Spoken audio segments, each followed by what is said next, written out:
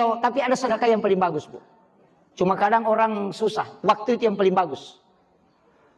Kapan?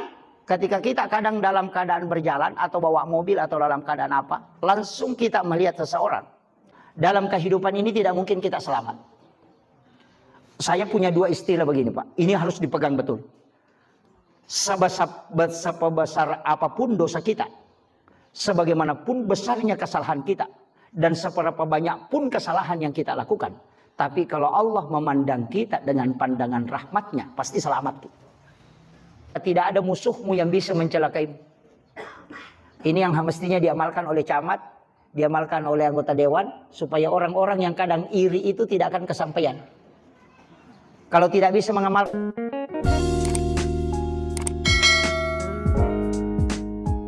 Bismillahirrahmanirrahim. Assalamualaikum warahmatullahi wabarakatuh.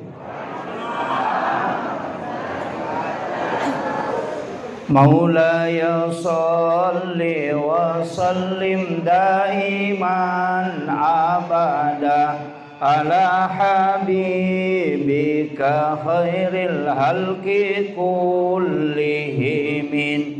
Huwal habibul ladzi turja syafa'atuhu likulli haulim minal ahwalil muqtahimi.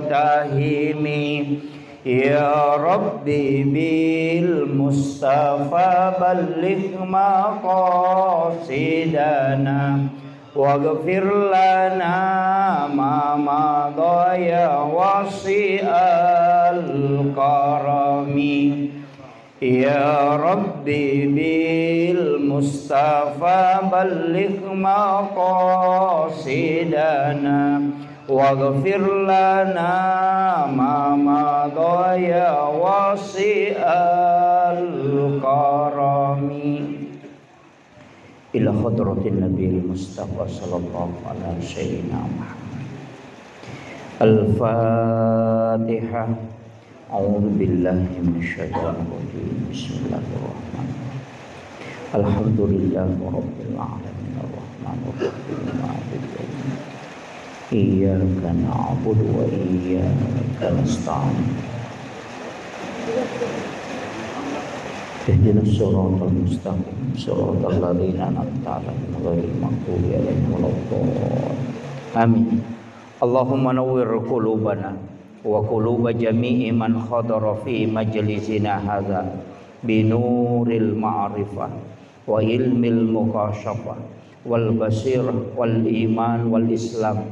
Ya Fattahu ya Alim iftah qulubana wa qulubahum futuhal arifin.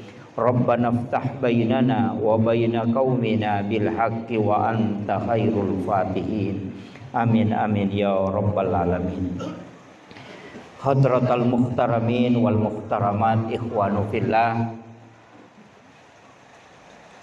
Alhamdulillah rabbil alamin. Wassalatu wassalamu ala asyrafil anbiya'i wal mursalin Sayyidina wa maulana wa habibina wa syafi'ina wa ala alihi wa ashabihi wa sahabatihi ajma'in. Allahumma salli ala Sayyidina Muhammadin salatan tuballighuna biha kullal maqsud. Ya Jawadu ya Ma'bud ya Rahimu ya Wadud birahmatika ya arhamar rahimin.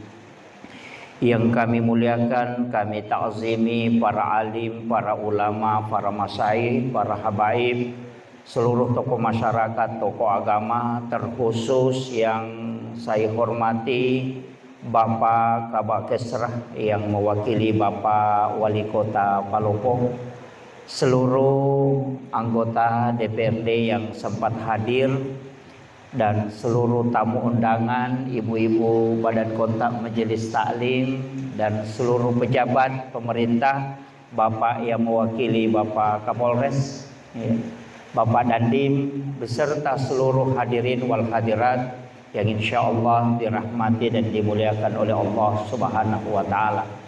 Terkhusus saya ta'zimi sahibul bait, seluruh jajaran panitia pelaksana peringatan takbir akbar yang bertema refleksi tahun lalu menjemput tahun yang akan datang dengan meningkatkan ibadah dan amalan hidup sesuai pedoman Rasulullah sallallahu alaihi wasallam.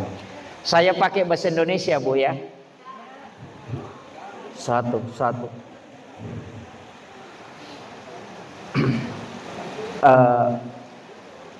Pertama, saya ingin dulu menyampaikan sedikit hal tentang tema bahwa kita akan menjemput tahun yang akan datang dengan meningkatkan ibadah. Peningkatan ibadah itu ada dua. Ada peningkatan dengan kualitas, ada juga dengan peningkatan kuantitas. Kalau kualitas ibadah berarti itu berkaitan dengan hakikat, mulai dari kehusyuan. Kemudian kalau peningkatan kuantitas berarti jumlah. Nanti kita akan menambah ibadah-ibadah yang lain. Kemudian yang kedua, bagaimana kita melakukan amalan hidup ini sesuai dengan pedoman yang diajarkan oleh Rasulullah sallallahu alaihi wasallam. Yang jelas saya yakin materi ini tidak akan selesai dengan waktu yang 1 jam, tapi saya coba menjelaskan istilahnya seefisien mungkin supaya mudah-mudahan nanti bisa ada yang kita petik. Yang pertama, ibadah ini dulu penting sekali saya sampaikan. Dalam sholat itu selalu kita mengucapkan inna sholati wa nusuki wa mahyaya wa mamati lillahi rabbil alamin. Inna sholati itu khusus, wa nusuki itu umum. Jadi sebenarnya sholat itu juga adalah nusuk, cuma dia nusuk khusus. Makanya sholat dengan ibadah. Sebenarnya sholat itu juga ibadah, cuma dia tidak bisa disebut ibadah secara umum karena dia ibadah khusus, makanya disebut sholat. Makanya sholat ini kan kuncinya 3. Yang pertama adalah bacaan, yang kedua adalah ingatan, yang ketiga adalah gerakan. Bacaan sholat itu berkaitan dengan pahala. Sedangkan ingatan dalam sholat atau kehusyuan itu berkaitan besar tentang masalah akhlak. Kemudian gerakan sholat itu berkaitan dengan ibadahnya para malaikat, sekaligus nanti manfaatnya banyak lari ke kesehatan. Nah, ini 3 hal pokok penting. Kalau ada orang rajin sholat tapi akhlaknya tidak bagus, itu karena kehusyuannya kurang, bukan karena sholatnya kurang. Ya, makanya inna sholati wa nusuki wa mahyaya wa mamati lillahi rabbil alamin. Ini nanti saya akan kaji satu-satu, tapi mudah-mudahan saya hanya percepat. Jadi sholat ini, kalau melihat orang rajin sholat tapi tidak baku cocok dengan tetangganya, atau menjual tidak jujur, atau bahkan sering menjadi masalah di rumah tangganya, maka sholatnya yang harus dikoreksi bukan bacaannya, bukan juga keseringannya dia sholat, bukan. Tapi yang harus diperiksa, dia harus perbaiki adalah kehusyuan dalam sholat. Karena khusyuk dalam sholat akan mengantarkan kepada akhlak yang baik. Tapi bacaan yang panjang dalam sholat akan menambah banyak pahala. Makanya setiap 1 huruf itu 150 hasanat. Makanya semakin panjang bacaan kita baca dalam Al-Quran itu, seperti bacaan surah, itu semakin banyak pahalanya. Tapi semakin khusyuk kita, maka akhlak akan semakin baik. Jadi jangan salahkan sholat, Bu ya. Kalau ada orang rajin sholat tapi korupsi, jangan bilang berarti sholat ya dia masalah. Tidak. Ini kan sudah mengatakan sholat itu adalah tanha anil fahsyai wal munkar. Jadi kalau sama dengan atap, fungsinya kan menutup air supaya tidak jatuh ke lantai.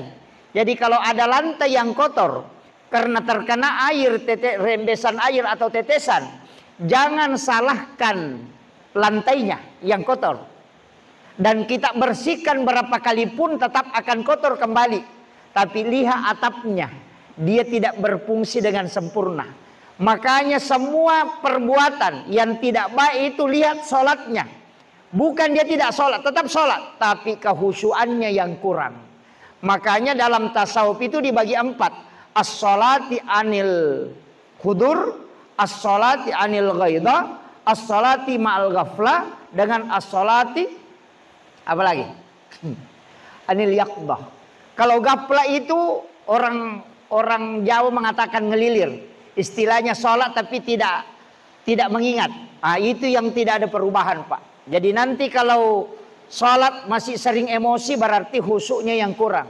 Biar tidak panjang-panjang bacaannya, yang penting khusyuk. Insya Allah akhlaknya akan berubah. Nah, ini nih yang nanti. Jadi kalau misalnya kita kembali ke ibda binafsi, jangan pikirkan tetangga. Oh, tetangga aku pasti begini. Jangan. Pikirkan diri kita masing-masing. Oh, ketika masih belum bisa menahan emosi, belum bisa mengendalikan emosi, belum bisa jujur, maka pasti kita belum khusyuk dalam sholat. Nah, kadang ada pertanyaan lanjutan, Pak Ustaz, bagaimana caranya khusyuk? Wah, ini jadi masalah. Kalau khusyuk itu kan dibagi, tapi saya ingin mengambil langkah sederhana. Kalau mau khusyuk dalam sholat, langkah pertama yang dilakukan adalah wudhu. Kalau tidak bisa khusyuk dalam wudhu, tidak mungkin khusyuk dalam sholat. Itu konsensus para ulama hakikat.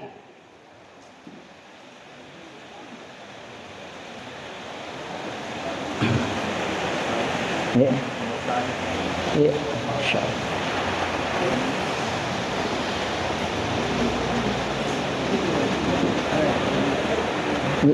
Ya.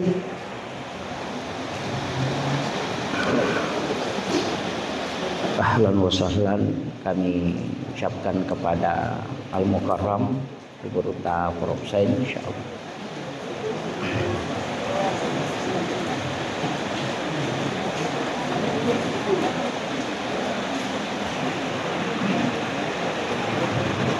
Agak bagus gitu.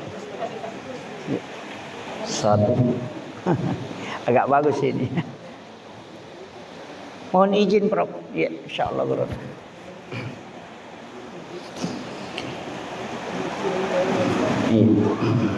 Jadi saya lanjut. Wah, ini agak bagus ini. Kalau mau khusyuk dalam sholat, itu 4 faktor yang ulama kita sering sampaikan. Yang pertama, khusyuk dalam wudhu. Artinya kalau kita berwudhu tidak khusyuk, maka jangan istilahnya bersedih hati kalau tidak bisa khusyuk dalam sholat. Karena ternyata pengaruhnya besar di situ. Yang kedua, pakaian yang kita mau pakai sholat. Kalau pakaian yang kita pakai adalah pakaian memang dipakai khusus untuk sholat, itu akan membantu kita untuk khusyuk. Kadang-kala kan kita pakai pakaian sembarang. Itu yang dipakai pergi ke pasar, kemudian itu juga dipakai sholat. Walaupun dalam fikih tidak masalah, yang penting suci kan. Tapi dalam kaidah tasawuf, kalau ada pakaian yang kau pakai, kau malu pakai berhadapan dengan Pak Wali Kota misalnya, maka mestinya kau lebih malu pakai berhadapan dengan Allah. Itu kan kuncinya. Jadi misalnya kalau kadang-kala kita kalau mau ke pengantin, ambil baju yang bagus disetrika kemudian pakai parfum, tapi tiba giliran mau sholat kadang cuma daster. Itu yang dipakai melap keringat, itu juga yang dipakai cuci piring, itu juga yang dipakai menyapu, tinggal ditutup dengan talkum kemudian kita sholat. Makanya ulama kita mengatakan ketika ada pakaian kau malu pakai berhadapan dengan pejabat, berhadapan dengan orang lain, maka mestinya kau lebih malu menggunakan pakaian itu berhadapan dengan Allah. Itu disebut dengan kematangan spiritual. Kalau wudhu tadi Bapak Ibu sekalian, yang dalam tasawuf itu ada kaidah begini. Kan kebersihan itu ada 4. An-nadhafa, at-tuhuru, at-tazkiyah, as-sakah. An-nadhafa itu adalah kotoran yang nampak oleh mata. At-tuhuru itu adalah hakikat. Kemudian at-tazkiyah itu adalah hati. Kemudian az-zakah itu adalah harta. Ini semua adalah penyucian. Jadi kalau pakaian kita, ini penting sekali Pak Bu. Pakaian kita itu Nabi pernah mengatakan, kalau ada pakaian yang kau pakai sholat, kau beli dengan harga 10 dirham, 9 dirham uang halal, dan 1 dirham uang haram, maka sholatmu tidak akan diterima. Bukan Nabi mengatakan tidak sah, tapi cuma mengatakan tidak diterima. Berarti sholatnya bisa sah, tapi tidak diterima. Nah, dalam pandangan hukum fikih, haram itu ada dua, Pak. Ada haram li ghairiha, ada haram li zatiha. Kalau li ghairiha itu prosesnya. Kalau li ghairiha itu bendanya. Babi, bangkai, anjing, darah itu haram li zatiha. Bendanya memang tuh yang haram. Tapi kalau haram li ghairiha itu bendanya halal, tapi prosesnya yang menyebabkan dia haram. Oh, ini jadi masalah. Misalnya kita beli pakaian dari menjual, tapi jualan yang kita jual itu kita sudah dapat untung, baru kita mengatakan ini masih rugi. Berarti prosesnya yang haram, karena kita berbohong dalam jual beli sehingga dapat keuntungan. Keuntungan itu kita belikan pakaian, baru pakaian itu dipakai sholat, itu jadi masalah. Karena dia termasuk pakaian yang haram prosesnya. Wah, ini sudah berat ini.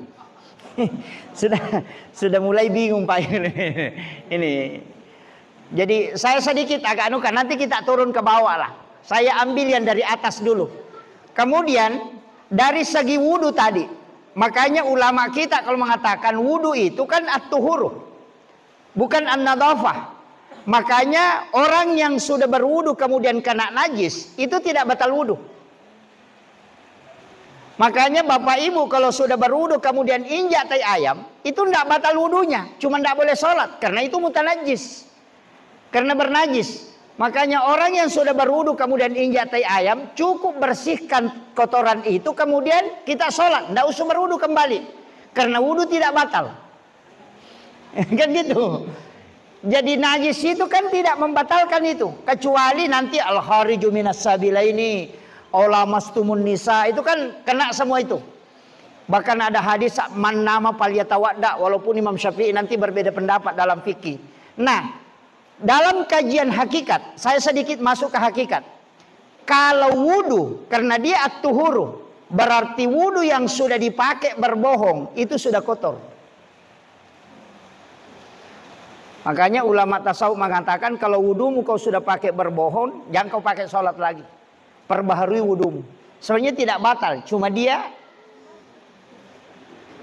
sudah tidak original lagi kan.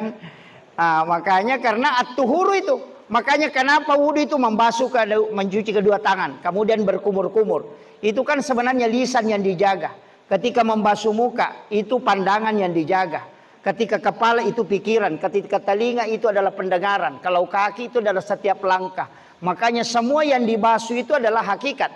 Makanya dia mengatakan, orang Bugis mengatakan, lahiriahnya mencuci kedua tangan, tapi hakikatnya jaga kedua tanganmu ini jangan sampai melakukan maksiat. Itu yang disebut dengan wudu yang tidak batal, tidak terputus. Istilahnya orang Bugis jenek terluka. Ya kan gitu. Nanti kan ada istilah juga sempejat tepat tuh. Istilahnya sholat yang tidak terputus. Oh kalau ini dipakai Pak. Nanti kan kalau belum dipakai ini harus dipakai ini. Saya dapat di kitabnya Imamul Ghazali. Di kitab Ihya Ulumuddin itu. Bahwa Rasulullah SAW itu hadis. Nabi mengatakan umatku adalah umat yang terbaik. Karena dia meninggalkan satu kebaikan menuju ke kebaikan yang lain. Jadi kita ini adalah orang yang sangat terbaik ini. Karena meninggalkan satu kebaikan menuju ke kebaikan yang lain. Makanya inilah yang disebut orang tua dulu adalah sholat yang tidak terputus. Istilahnya orang Bugis sempejat tepat tuh. Bagaimana maksudnya? Kita tadi sholat duhur, sholat asar. Mestinya itu di sujud terakhir sholat asar. Kita niatkan memang untuk sholat maghrib. Jadi sujud terakhir itu niatkan memang untuk sholat maghrib. Jadi kita setelah salam itu kan sudah menuju ke sholat maghrib. Jadi kita berjalan kemana saja itu sudah dipastikan berjalan menuju ke sholat. Kan gitu. Mau ke kantor, mau ke pasar, mau ke mana, tetap kita menuju ke sholat. Karena kita sudah berniat untuk sholat. Jadi itulah yang dimaksud tidak terputus. Karena niat ke niat itu yang menyambung. Jangan sampai setelah salam ditutup terputus. Wah, itu waktu sholat sedikit sekali tuh. Kita sholat hanya 5 menit dalam satu waktu. Kalau 5 kali 5 kan 25 menit. Tidak cukup setengah jam. Nah waktu kan 24 jam. Wah, itu fatal itu. Kalau kita sholat 5 menit baru gosip setengah jam itu kan hancur itu Pak Bu. Ya kan jadi masalah. Makanya sebagian ulama hakikat memahami kenapa sholat itu ditutup dengan 2 salam. Salam ke kanan dengan salam ke kiri. Salam ke kanan itu adalah menyambung dulu sholat berikutnya. Baru salam ke kiri, baru kau lepaskan waktu sholat setelahnya. Kan gitu. Nah, makanya nanti setiap sujud terakhir itu niatkan memang untuk sholat. Supaya kita kemanapun pasti menuju ke sholat. Karena Nabi sudah mengatakan orang yang berniat melakukan satu kebaikan itu akan dicatat kebaikan itu walaupun dia belum lakukan. Dan itulah alasan kenapa kita bisa kekal di dalam surga padahal amal kita terbatas. Karena niat melakukan kebaikan yang tidak ada batasannya. Nah, kira-kira paham Pak kalau saya enggak cepat ya. Kadang-kadang itu kalau saya ceramah Pak enggak sadar agak cepat. Jadi saya agak lambat sedikit supaya mudah kita tangkap. Kemudian ini tadi tentang masalah saya mengatakan bagaimana caranya khusyuk. Itu pengaruh itu. Makanan pengaruh, kemudian pakaian berpengaruh, kemudian wudu sangat berpengaruh, kemudian ini juga yang paling penting. Dalam agama itu Pak 3, kajian Islam, kajian iman, dan kajian ihsan. Kajian Islam itu disebut fikih. Kalau kajian iman itu tauhid, ilmunya disebut teologi. Kemudian kajian ihsan itu akhlak. Ulamanya disebut mursyid. Makanya kan berbeda. Kalau kajian Islam itu hukum-hukum. Ulamanya disebut fuqaha. Mazhabnya Syafi'i, Maliki, Hanafi, Ahmad bin Hambal. Kemudian kajian iman itu tauhid. Nanti disebut dengan teologi. Ada Mu'tazilah, ada Jabariyah, ada Qadariyah, ada Sunni, ada Syiah, ada Ahlus Sunnah wal Jamaah. Ulamanya disebut murabbi. Kalau naik satu tingkat kajian ihsan. Ulamanya disebut mursyid. Mazhabnya itulah tarekat. Ada Khalwatiyah, Sammam, ada Yusufiyah, ada kemudian Qadiriyah, ada Ahlaki dan macam-macam. Inilah makanya 3 hal ini. Kalau mau tahu sah tidaknya sholat, maka belajar sama ahli fikih. Sah tidaknya wudu, belajar sama ahli fikih. Tapi kalau mau mengenal siapa yang disembah, maka belajar tauhid. Tapi kalau mau mengenal hakikat penyembahan, maka belajar tasawuf. Makanya hukum tata cara sholat itu fikihnya. Mengenal siapa yang disembah adalah tauhidnya. Sedangkan kehusyuan dalam sholat adalah tasawufnya. Makanya agama ini mesti digabungkan 3-tiganya. Banyak orang belajar fikih tidak belajar hakikat. Sehingga dia mau khusyuk pakai gerakan Allahu Akbar. Tidak bisa. Kenapa? Karena yang khusyuk itu kalbu, bukan fikih. Tidak bisa. Kan itu. Bagaimanapun cara di situ kan banyak kita temukan yang pokoknya Allahu Akbar. Itu kan kadang lama. Saya tidak salahkan, tapi saya ingin sampaikan begini. Nabi itu pakai kalimat simpel, anta abudallah ka'annaka tarahu, fa illam takun tarahu, fa innahu yaraka. Ini 2 kalimat paling bagus Pak. Ini sebenarnya kalimat kadang orang tidak pakai dalam kaidah menyembah. Padahal ini kalimat menyembah ini. Anta abudallah ka'annaka tarahu. Sembah Tuhanmu seakan-akan engkau melihatnya. Fa illam takun tarahu. Jika engkau tidak bisa. Fa innahu yaraka. Engkau sendiri saja yakini bahwa Allah itu maha melihat aku. Maka pakai itu dalam sholat. Makanya ada 2. Ada as-sholatu mi'rajul mu'minin. Dia naik menghadap kepada Allah. Ada yang pakai yang kedua. Wallahu akrabu min hablil warid. Nah, kan ada 2. Allahu alal arsy istawa. Jadi Allah itu ada di aras. Oh, dia mengatakan Allah itulah yang naik. Kayak gitu kan? Dia naik Allah. Ulama itu. Saya tidak salahkan. Kalau itu yang paling bagus kita bisa lewati untuk khusyuk, silahkan. Tapi kalau tidak bisa, Nabi sudah katakan, kalau tidak bisa, fa illam takun tarahu, fa innahu yaraka. Maka engkau ya saja yakini bahwa Allah melihat aku. Kenapa? Wa huwa ma'akum aina ma kuntum. Dia selalu bersamamu dimanapun engkau berada. Bahkan wallahu aqrabu min hablil warid. Allah itu lebih dekat daripada urat leher. Jadi pakai itu kayak ada CCTV kan? Allah melihat aku takbir, Allah mendengarkan aku membaca, Allah melihat aku ruku. Itu yang paling enak daripada naik ke atas. Allah. Itu paling susah. Iya. Kecuali memang orang yang diberi kemampuan. Karena itu yang ranking pertama. Makanya itu yang disebut dulu. Anta'budallah ka'annaka tarahu. Jadi bagi yang tidak mampu, fa innahu yaraka. Itu aja. Mana yang enak Pak? Naik ke atas atau yakin dilihat. Kayak ada CCTV dia lihat. Allah melihat aku ruku. Allah. Itu kan paling enak. Nggak usah pusing. Kan gitu. Iya. Nanti perhatikan aja.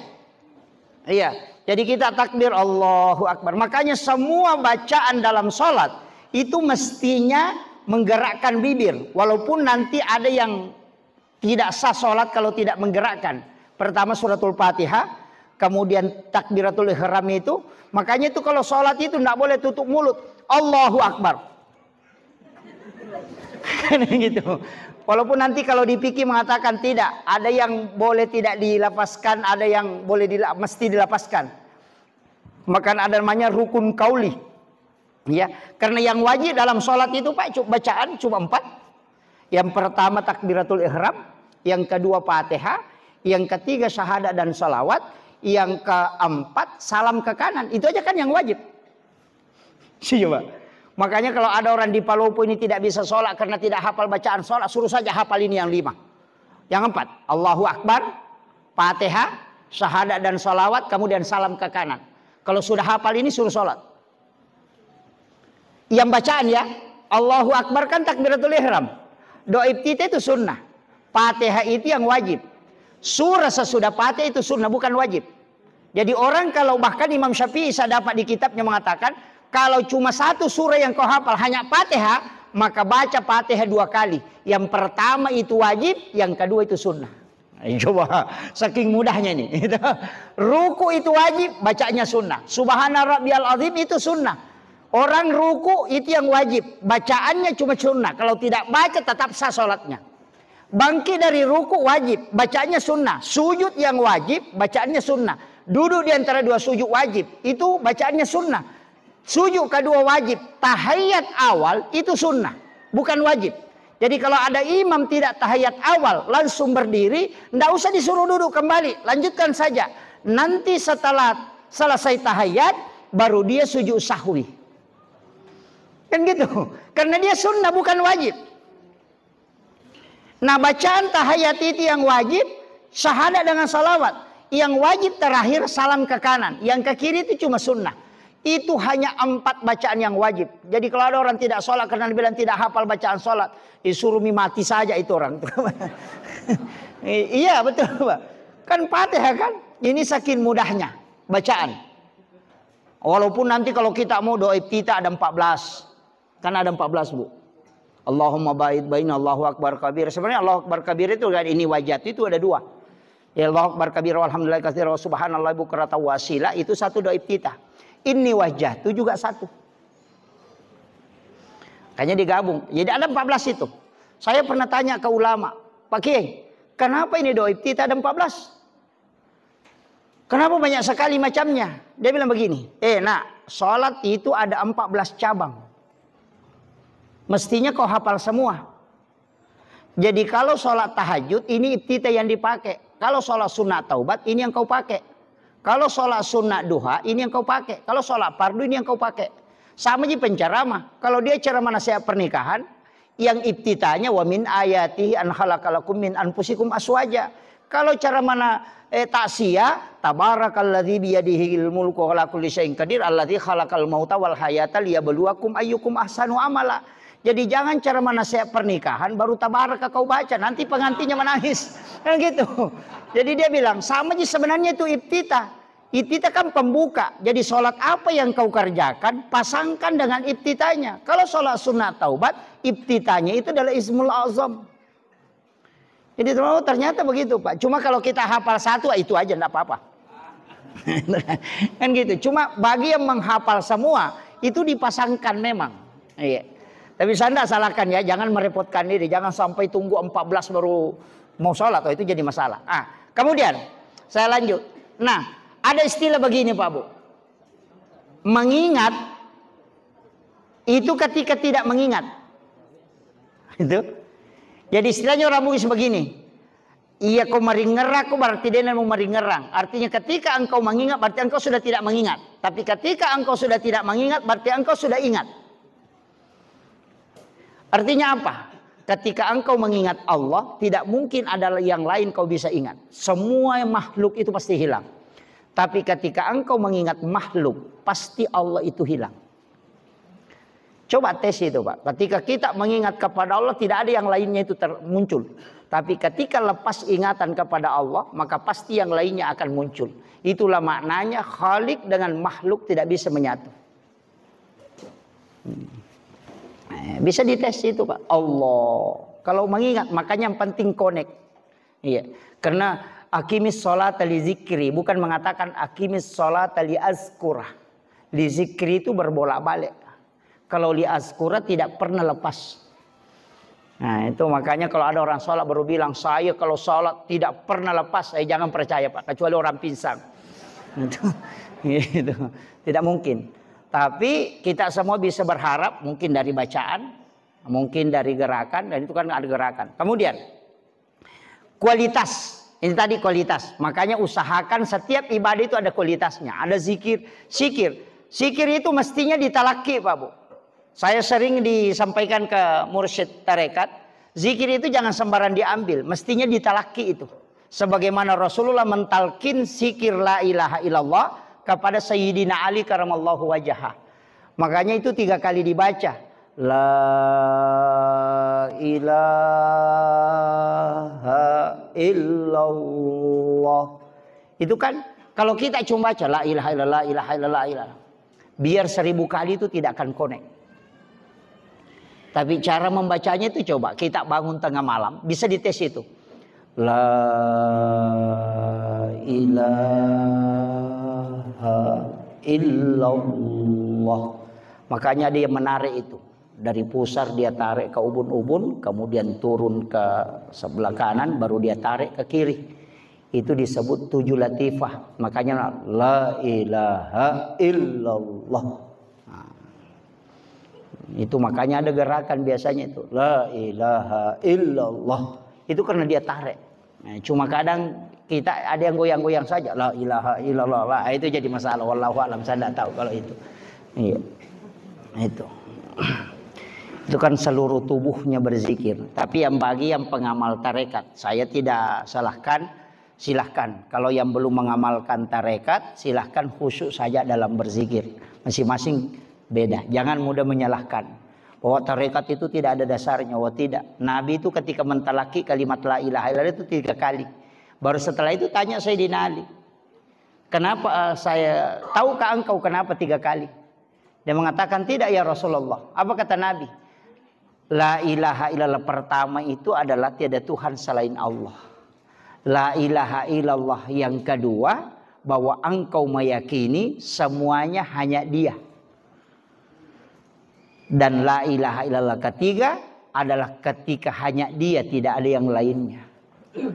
Nah ini kalau la ilaha illallah pertama bahwa tiada Tuhan selain Allah itu masih imannya mu'allaf. Kata di tarekat kita itu. Jadi kalau la ilaha illallah kedua itu hanya Dia. Saya kasih contoh begini Pak. Kenapa kita sholat? Mengatakan, oh ya saya sholat. Saya orang beriman. Tunggu dulu. Tidak mungkin kita sholat seandainya Allah tidak meletakkan iman dalam kalbu. Siapa yang meletakkan iman? Iman. Itu Allah. Siapa yang beri kesehatan? Itu Allah. Berarti kita sholat tidak boleh berbangga. Karena hanya Dia sehingga kita bisa sholat. Kan gitu. Makanya tidak ada orang sombong. Sama aja kalau orang bersedekah. Jangan bangga kalau kita sedekah. Wah saya memang kaya. Jangan. Dari mana hartamu kau dapat? Dari menjual. Jangan sombong dulu. Siapa yang mengantarkan orang untuk belanja di tempatmu menjual? Nah, banyaknya penjual bahan bangunan, banyaknya penjual makanan. Kenapa orang pergi belanja di tempatmu? Itu karena Allah mengarahkan itu. Jadi semua rezekimu Allah takdirkan untuk itu, maka mesti engkau sedekahkan. Tapi jangan berbangga, karena tidak mungkin kau sedekah seandainya tidak ada iman. Berarti hanya dia. Itulah ketika Nabi Ibrahim disuruh menyembelih anaknya Ismail. Ketika selesai apa kata Ibrahim? Alhamdulillah. Tapi kemudian Allah menegur, wahai Ibrahim, jangan lupa engkau jangan sombong. Karena tidak mungkin kau melakukan itu kecuali anakmu tunduk untuk disembelih. Dan tidak mungkin dia tunduk kecuali ada iman. Dan iman itu dariku, kata Allah. Dan tidak mungkin kau juga melakukan tanpa keimanan. Dan iman itu juga dariku. Makanya Nabi Ibrahim itu tidak pernah berbangga setelah itu. Makanya apapun yang kita lakukan jangan sombong. Itu aja kuncinya. Jangan bilang, memang kak saya, jangan. Kalau bersyukur atas nikmat tidak masalah. Tapi kalau sombong terhadap nikmat itu fatal. Itu aja. Makanya diperintahkan itu adalah la in syakartum la azidannakum wa la in kafartum inna azabi lasadid. Nah, itu kuncinya. Kemudian ini baru kualitas. Kalau kita mau, makanya sama dengan semua ibadah kan? Semua ibadah. Coba dikasih kualitas semua. Sholat sunnah mana yang lebih bagus, di masjid atau di rumah? Di rumah. Makanya sahabat itu ditegur oleh Nabi karena sholat sunnahnya di masjid. Makanya Nabi tegur, la taj'al buyutakum maqabir. Itu Nabi tegur itu. Jangan kau jadikan rumahmu sebagai kuburan. Nawiru buyutakum bikiraatil Quran was shalah. Terangi rumahmu dengan bacaan Al-Quran, dengan sholat. Karena masjid ini sudah dapat barakahnya. Masjid ini sudah barakah. Rumahmu itu yang tidak jelas. Kan gitu. Maka jangan kau jadikan hanya tempat tidur makan saja. Sholat di situ. Makanya sahabat yang sholat sunat di masjid itu ditegur sebenarnya oleh Nabi dengan halus. La taj'al buyutakum maqabira. Makanya sholat sunat dikerjakan di rumah baru berangkat ke masjid. Bagi yang sempat. Kalau tidak sempat jangan coba-coba. Tapi kalau tidak sempat sebelumnya, bawa pulang setelahnya. Kan begitu. Jadi kalau kabliannya tidak bisa dapat, ba'diannya yang kita dapat di rumah. Apalagi kalau rumah kan jadi masalah sekarang Pak Bu. Rumah batu kan jadi masalah. Kita yang bikin rumah itu jadi masalah. Kenapa? Di dalam kamar itu kan ada WC. Biasa kan? Kalau dalam kamar ada WC, di WC itu kan tempat jin. Ketika pintu terbuka, maka otomatis jin itu kan bolak-balik. Kan gitu. Dan itu yang kita tidak sadari Pak. Makanya kadang orang kena penyakit lain-lain di ru'ya, berhenti, jinnya masuk ke WC. Setelah peru'yanya pulang, keluar lagi tuh. Coba. Bahkan saya belum sampai ke menyalahkan ya. Saya belum sampai ke menyalahkan. Hanya mewanti-wanti. Bahkan ada ulama mengatakan ketika pintu WC-mu terbuka, terkoneksi dengan kamar, maka kamarmu bisa dihukumi semua adalah WC. Wah, itu jadi fatal kalau itu. Itu coba. Tapi saya tidak hukumi seperti itu. Ada ulama yang menghukumi seperti itu. Apa bedanya kalau terbuka semua kan? Kalau terbuka kan terkoneksi semua. Coba. Nah, orang tua dulu itu kan simpang WC-nya di belakang. Jauh. Sekarang kan di dalam kamar. Oh iya, apalagi kalau kita masuk baru tidak ucapkan salam. Tidak ucapkan salam kalau masuk ke kamar, kemudian masuk kamar mau itu fatal itu. Apalagi kalau masuk rumah. Makanya kita kan disuruh ucapkan Assalamualaikum warahmatullahi wabarakatuh. Kenapa kita baca Assalamualaikum warahmatullahi wabarakatuh ucapkan? Karena itu yang menutup pintu jin. Dan itu sekaligus salam kepada orang yang hidup, yang nampak oleh mata kasar. Kemudian yang kedua, kita disuruh fa iza dahaltum buyutakum fasallimu alaihi. Setiap engkau masuk ke dalam rumahmu maka salami dirimu. Banyak orang salam itu cuma sepotong. Cuma bilang Assalamualaikum warahmatullahi wabarakatuh. Mentok di situ. Mestinya itu kan ada dua salam. Assalamualaikum warahmatullahi wabarakatuh itu yang pertama. Di dalam Quran surah An-Nur itu Allah mengatakan, fa isa dahaltum buyutakum, setiap engkau masuk ke dalam rumahmu fasallimu alaihi, maka salami dirimu. Ini yang tidak dilakukan, padahal ini ayat. Makanya kalau masuk assalamualaikum warahmatullahi wabarakatuh, baru sambung assalamu alaina wa ala ibadillahi sholihin. Salami dirimu dan malaikat rahmat yang ada di dalam rumah. Makanya itu assalamualaikum warahmatullahi wabarakatuh, assalamu alaina wa ala ibadillahi sholihin. Di riwayat yang lain menyuruh menambah surah Al-Ikhlas 3 kali, supaya orang yang tinggal di rumah itu tidak akan miskin dan tidak akan fakir. Iya. Nggak usah berdiri di pintu baca Allah sama nanti tetangga bilang, wah panjang sekali doanya di tetangga, aku tidak mau masuk rumahnya itu.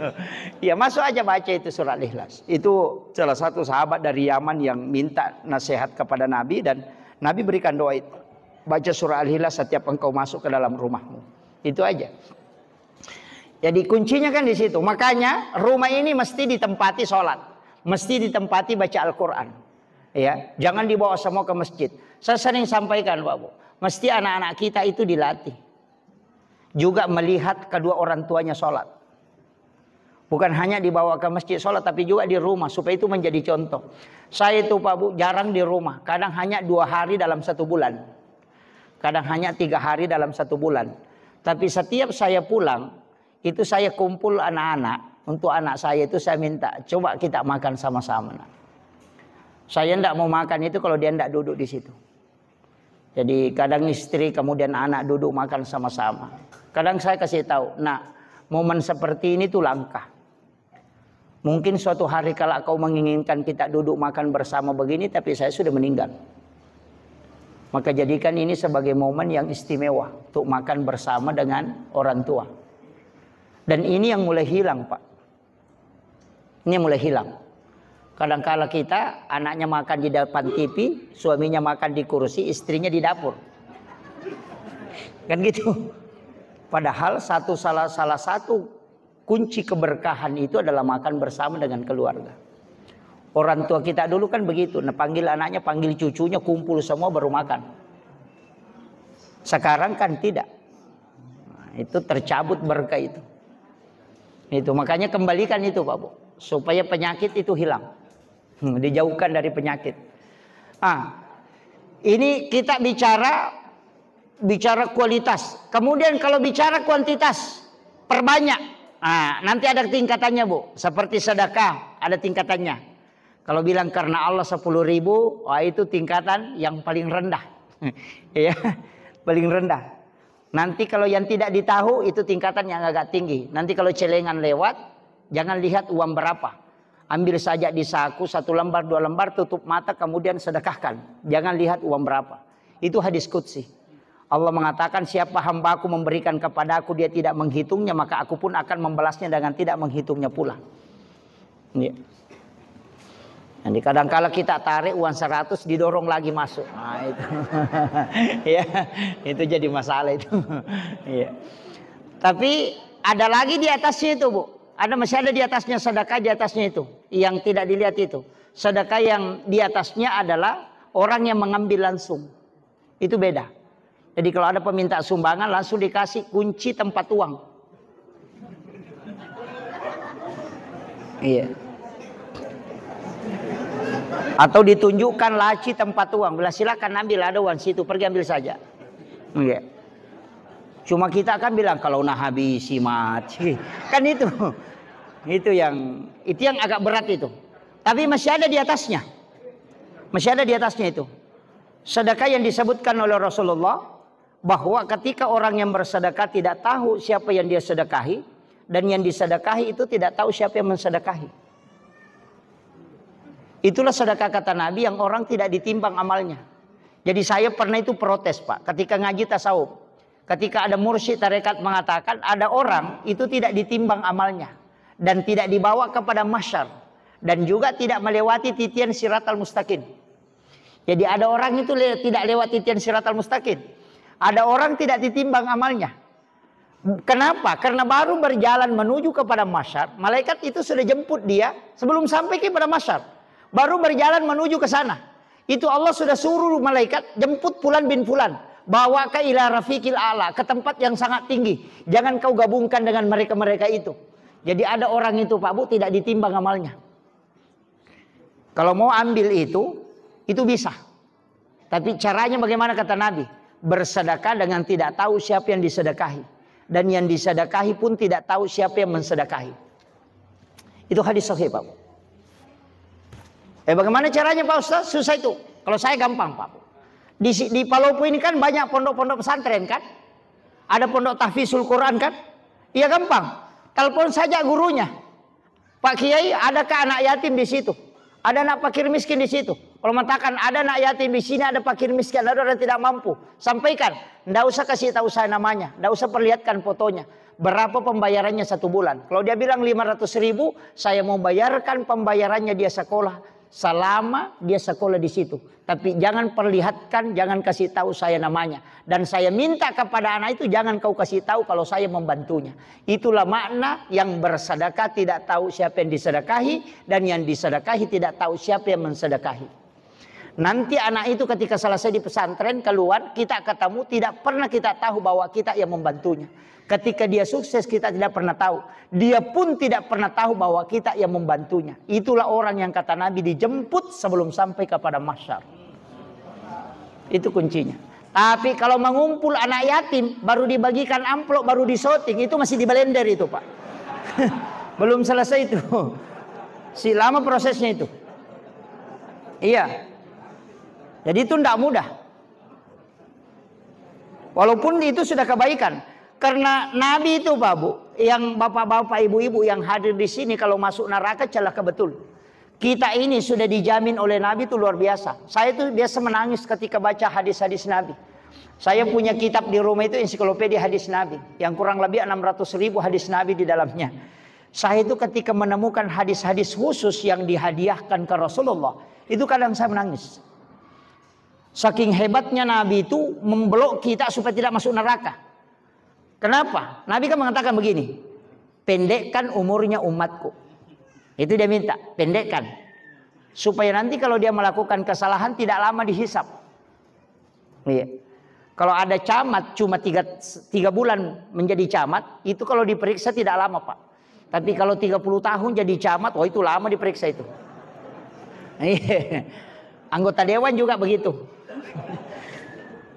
Makanya Nabi minta umur umatnya itu likul lisain hasabi wa hasabi umati baina sitina wa sabain, antara 60-70 tahun. Kenapa? Kalau dia melakukan dosa tidak lama. Kan gitu. Kemudian yang kedua hisapnya juga tidak lama. Tidak sama umat terdahulu dan sampai 300 tahun. Bahkan 700 tahun umurnya. Kita kan cuma 60. Karena pendeknya umur, Nabi minta, karena umatku pendek umurnya, lipat gandakan pahalanya. Tapi kalau dosa cukup 1. Itu pun nanti kau tulis 1 kalau dia tidak bertaubat. Tapi kalau dia bertaubat, ganti dia menjadi kebaikan. Itu hebatnya umatnya Rasulullah. Makanya ini mungkin yang dijadikan alasan supaya korupsi Pak. Iya. 1 dosa, ya 1. 1 kebaikan, ya 10. Man ja'bil hasanati falahu asyru amsalihah kan? Siapa yang melakukan 1 kebaikan maka diganjar oleh Allah 10. Makanya sebenarnya itu semua ibadah itu kelipatan 10. Kecuali nanti yang kena impak. Kalau impak itu tidak 10, bisa sampai 700 kali lipat. Karena ayatnya masalul ladzina yunfikuna. Tapi bukan sedekah. Kalau dia mengatakan sedekah itu umum. Kalau mengatakan impak pasti harta. Jadi jangan bilang sedekah itu mesti uang, tidak. Kalau impak ya pasti harta. Tapi kalau sedekah bisa senyum, itu sedekah. Zikir itu sedekah. Tasbih itu sedekah, berjalan ke masjid itu sedekah, mendoakan orang itu sedekah. Itu sedekah semua itu. Tapi kalau mengatakan impak berarti harta, makanya masalul ladzina yunfikuna. Nah, di situ kuncinya. Jadi tapi kunci dari semua ibadah Pak kalau saya, kalau mau dianggap orang baik, rajin ke sedekah. Tapi kalau mau dianggap orang beriman, rajin ke salat. Jadi biar rajin sholat, kalau kikir jadi masalah juga. Iya. Sekarang orang dianggap baik itu Pak karena rajin sedekah. Karena memang ada hadis Nabi yang bisa menutup murka Allah itu hanya sedekah. Itu hebatnya sedekah Pak. Kemudian saya kasih ilmunya. Iya.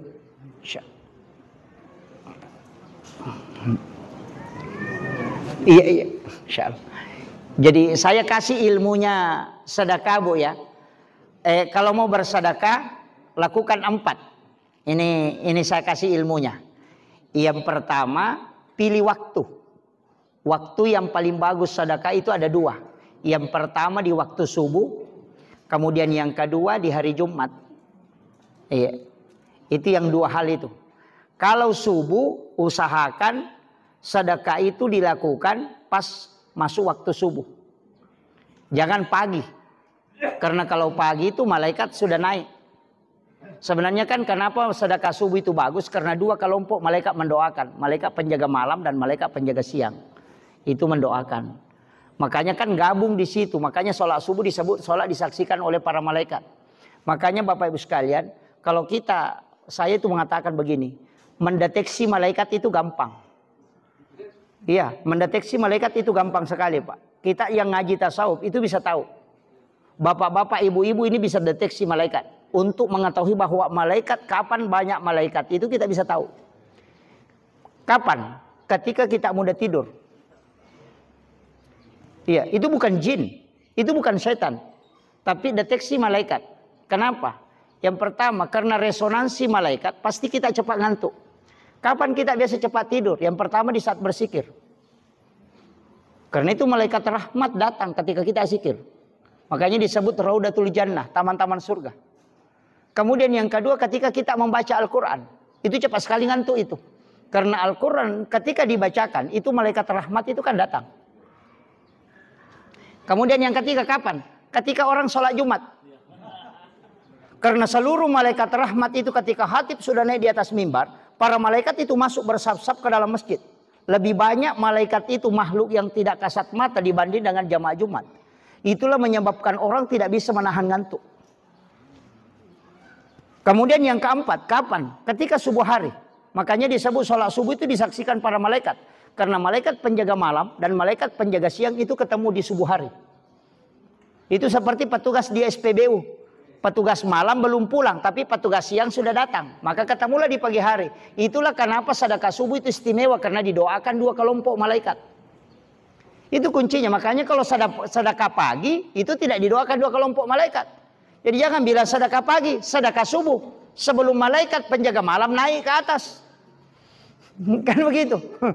Jadi resonansi malaikat kan di situ. Jadi kalau ada rumah kita tidak bisa tidur, maka jangan harap malaikat itu ada hawa malaikat di dalamnya. Itu hawa setan itu banyak. Makanya kalau masuk masjid itu mudah sekali ngantuk. Kadang-kadang baru duduk begini. Karena memang malaikat itu ditempati para malaikat rahmat. Kan gitu. Kemudian ketika kita berzikir, kadang tasbih diputar-putar begini belum sampai jatuh. Diambil lagi. Kan begitu. Cuma sekarang lebih canggih. Dikasih masuk kayak cincin. Wah tidak jatuh gitu. Gitu. Itu meresonansi malaikat untuk kita tahu. Makanya disebut dalam ilmu tasawuf itu begini. Kalau di bulan Ramadan, ketika engkau baru mau masuk maghrib, kau sudah tidak bisa mampu menahan ngantuk. Itu salah satu tanda bahwa ini bisa menjadi malam Lailatul Qadar. Untuk mendeteksi Lailatul Qadar itu. Nah, itu. Jadi ulama kita kan artinya kaidahnya sederhana. Gitu. Makanya kalau ada tempat kita tempati kemudian agak sejuk, hawa itu agak sejuk, kemudian kita kayak mau ngantuk, itu hawa-hawa malaikat itu. Makanya kalau masuk ke mihrab baru tidak bisa tidur, itu banyak setannya itu, bukan banyak malaikatnya kan. Itu. Jadi ulama kita dari dulu mendeteksinya begitu. Jadi dengan rasa, jadi bukan dengan melihat. Iya, itu aja. Makanya zikir, baca Al-Quran, begitu aja. Kemudian itu yang kedua tadi hari Jumat. Tapi kalau Jumat Bu, jangan satu macam. Sedekah dengan 2 unsur. Unsur sedekah makanan sekaligus sedekah uang. Dan cari 7 orang miskin, kita sedekahi, minta dia mendoakan kita. Itu hadis Nabi. Ketika ada orang datang minta ya Rasulullah beri kami doa untuk supaya kami bisa punya keturunan. Karena kami sudah lama berkeluarga tidak diberi keturunan. Nabi cuma kasih tahu, cari 7 orang miskin di hari Jumat, kau sedekahi. Baru minta dia mendoakan kamu. Karena 7 orang miskin yang berdoa itu mengalahkan 40 orang alim. Nah, jadi kalau hari Jumat itulah yang disebut dengan Jumat berkah. Tapi bukan satu macam. Itu sedekah dengan 2 unsur. Sedekah makanan sekaligus diisi uang. Makanya kalau ada makanan isi uang 10.000 atau 5.000. Kasih cukup 2 unsur. Itu. Makanya itu yang disebut Jumat berkah. Cuma Jumat berkah kita jadi masalah kadang. Di sini ada Jumat berkah biasa ya? Biasa ada. Itu dijual atau tidak? Digratiskan. Wah itu jadi masalah itu. Orang miskin yang sedekah, orang kaya yang makan. Wah itu fatal itu. Biasa kan gitu. Lebih kaya yang makan daripada yang sedekah. Jadi bagaimana caranya? Kalau saya jual Pak. Kalau harganya nasi bungkus di luar 10.000, kita jual 2.000. Atau kita jual 3.000. Bukan menjualnya. Tapi kita mengajak orang yang mengambil itu supaya dia juga ikut masuk surga. Dengan menambah paket Jumat berkah. Kan gitu. Mestinya kan. Supaya tidak habis Pak. Tidak habis Bu. Kalau misalnya 100 paket. Kemudian kita jual dengan harga 2.000. 2.000.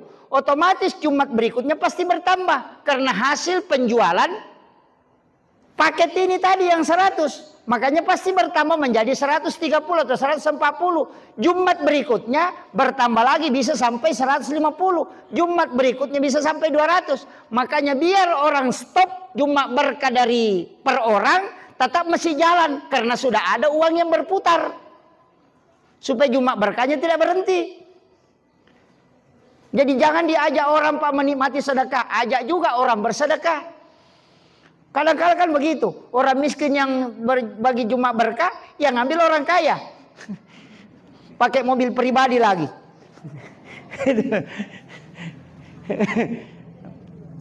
Mestinya dibuatkan itu, dianukan. Bahwa berpartisipasi dalam Jumat berkah 2.000 rupiah. Kalau dia mau kasih 5.000 tidak masalah. Iya, jadi kita mengajak dia juga masuk surga. Bukan hanya mengambil sedekahnya orang yang mau masuk surga. Nah, itu kuncinya. Kemudian itu tapi ada sedekah yang paling bagus Bu. Cuma kadang orang susah. Waktu itu yang paling bagus. Kapan? Ketika kita kadang dalam keadaan berjalan atau bawa mobil atau dalam keadaan apa, langsung kita melihat seseorang, langsung terbesit dalam hati. Saya kepingin memberikan sedekah orang itu. Di saat itu berhenti. Sehingga kasih sedekah.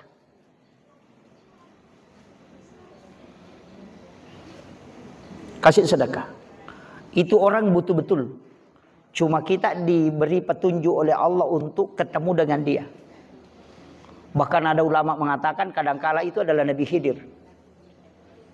Kadangkala itu adalah malaikat. Nah kalau sudah kasih langsung berdoa. Oh itu tembus itu Pak Bu. Gitu. Iya. Kalau tidak bisa ya ambil yang lainnya. Iya. Kemudian amalan. Amalan apa yang kita harus tambah? Tadi saya sudah kasih 2. Sambung semua. Pasti sumpu manang ibadata.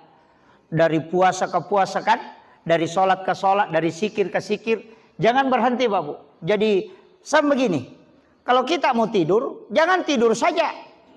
Mestinya itu tidur supaya dia berpahala kan cuma 3. Jadi tidur itu kan yang berpahala cuma 3. Tidurnya orang untuk sholat dan tidurnya orang mengistirahatkan dari sholat, diri dari sholat untuk sholat, dan tidurnya orang yang menghindari maksiat. Itu 3 tidur yang berpahala.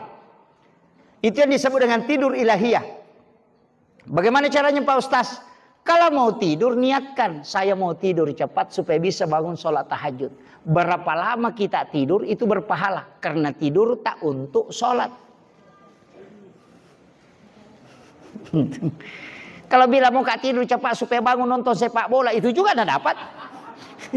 Ya tapi itu nolongan. Makanya tidur itu mestinya disambung untuk ibadah. Kemudian yang kedua, sudah kita sholat tahajud. Misalnya bangun jam 2. Kemudian jam 3 sudah selesai. Nah subuh masih jam 5 misalnya, jam setengah 5. Kita agak kelelahan, niatkan. Karena kelelahan, saya mau mengistirahatkan dulu diri sejenak untuk bangun sholat subuh. Itu yang disebut istirahatnya orang yang sudah sholat untuk sholat. Berapa lama kita tidur itu dinilai ibadah di hadapan Allah. Karena tidurnya dari sholat untuk sholat. Kemudian yang ketiga, sholat yang tidur yang berpahala, meninggalkan maksiat. Misalnya bagaimana kalau ada orang mak gosip lagi ngantuk sekali, kak saya mau pergi tidur, padahal tidak ngantuk. Cuma dia tidak mau ikut terlibat dalam gosip sehingga dia pergi tidur. Itu istilahnya tidur untuk meninggalkan maksiat. Itu yang berpahala. Makanya kalau Ramadan Pak orang puasa, ulama Indonesia itu bilang tidurnya orang berpuasa itu berpahala. Orang Arab itu kalau dengar itu jengkel. Marah orang Arab itu kalau bilang masa tidur berpahala. Karena memang ulama Indonesia itu pakai kaidah itu. Karena orang yang tidur tidak mungkin berdosa.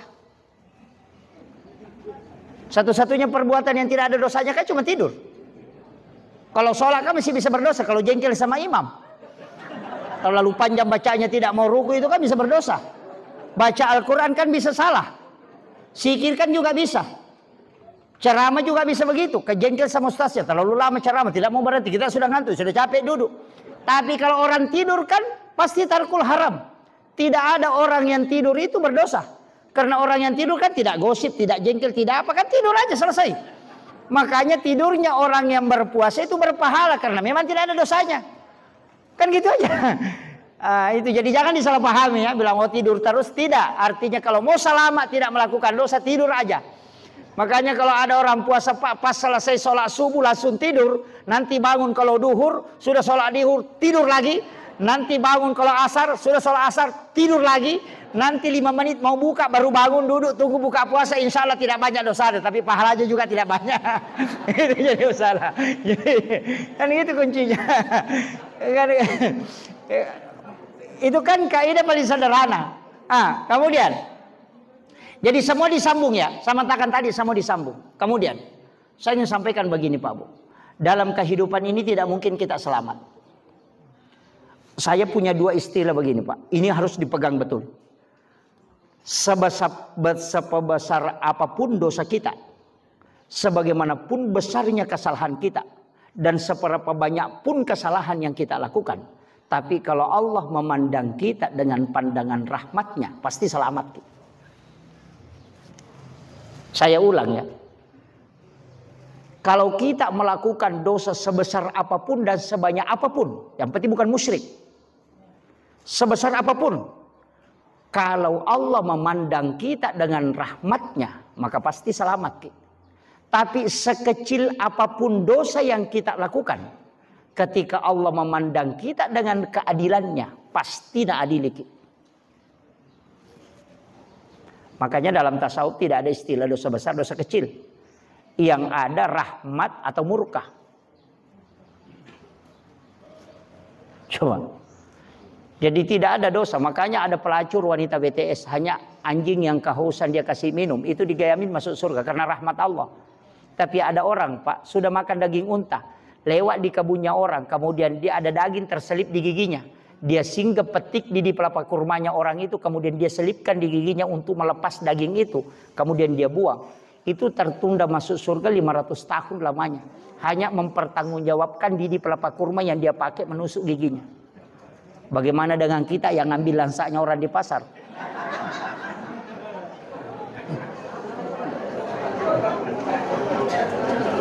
Ya. Makanya, ini yang seintinya. Makanya kenapa ulama selalu ketika mau sholat apa yang dia ucapkan? Ilahi anta maksudi wa ridhaka anta matlubi. Dan tidak dibaca hanya ketika mau sholat. Ketika dia mau membaca Al-Quran, ketika dia mau melakukan kebaikan, selalu dia ucapkan itu, ilahi anta maksudi wa ridhaka anta matlubi. Kan itu Pak. Sebenarnya kalimat itu tidak salah. Cuma ketika dia dianggap wajib, itu jadi masalah. Kan? Bahkan ada yang menambahkan ilahi anta maksudi wa ridhaka anta matlubi wa atini mahabbataka wa ma'rifataka. Kan ada yang baca itu. Jadi sebenarnya kalau semua ibadah itu hanya untuk dia. Yang kita harapkan rahmat. Sejak kapan orang masuk surga karena pahala? Kan tidak bisa kan? Tidak bisa. Karena inna salati wa nusuki wa mahyaya wa mamati lillahi rabbil alamin. Inilah ulama sufi yang sering ekstrim mengucapkan kalimat. Nah bilang siapa yang sholat kalau surga nak harapkan maka dia musyrik. Kalau sholat nak takut dia masuk neraka maka dia musyrik. Itu ada benarnya tapi tidak bisa dibenarkan serta-merta.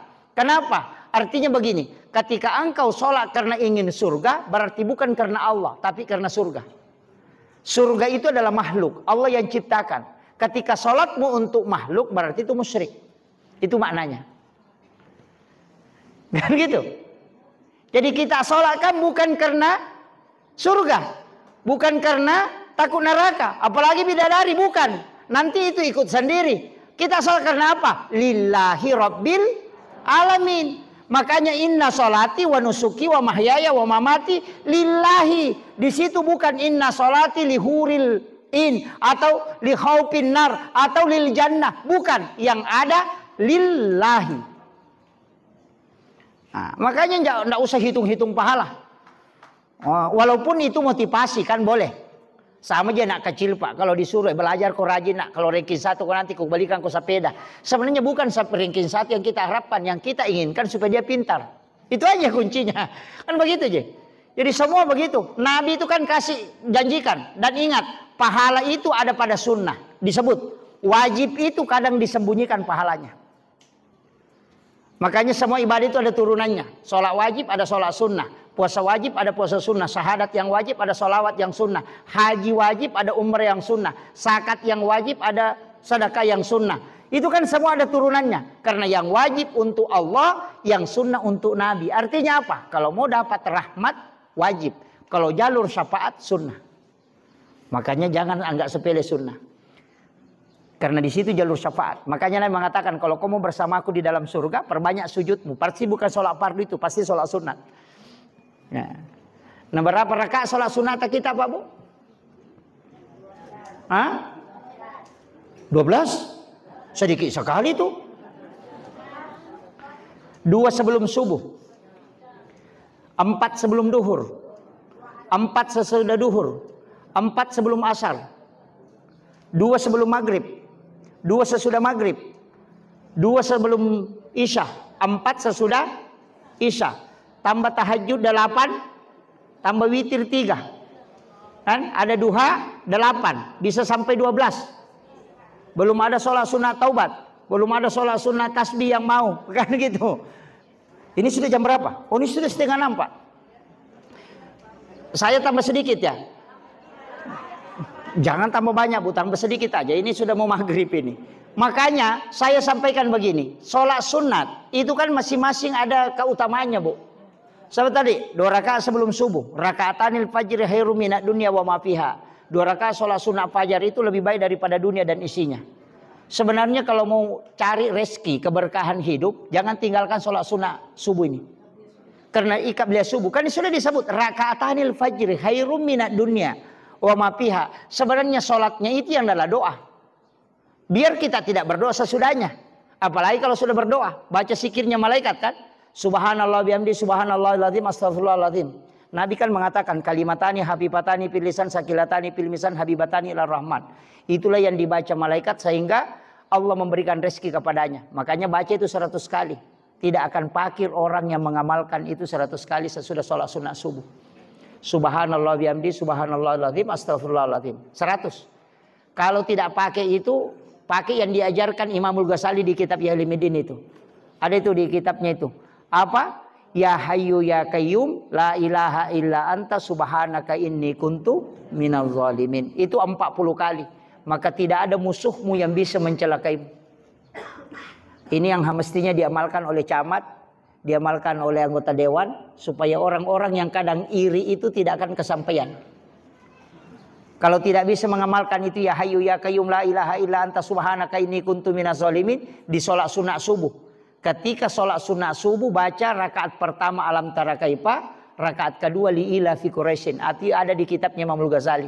Itu hadis Nabi. Siapa yang membaca surah ini maka tidak ada musuhnya yang bisa mencelakainya. Kalau alam nasrah kemudian alam tara kaifa itu obat tulang supaya tidak kena penyakit tulang.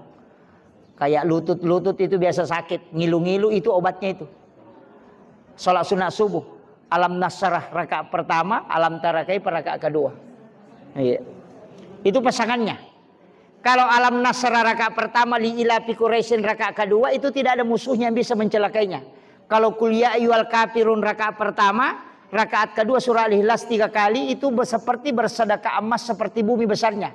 Itu ada di kitab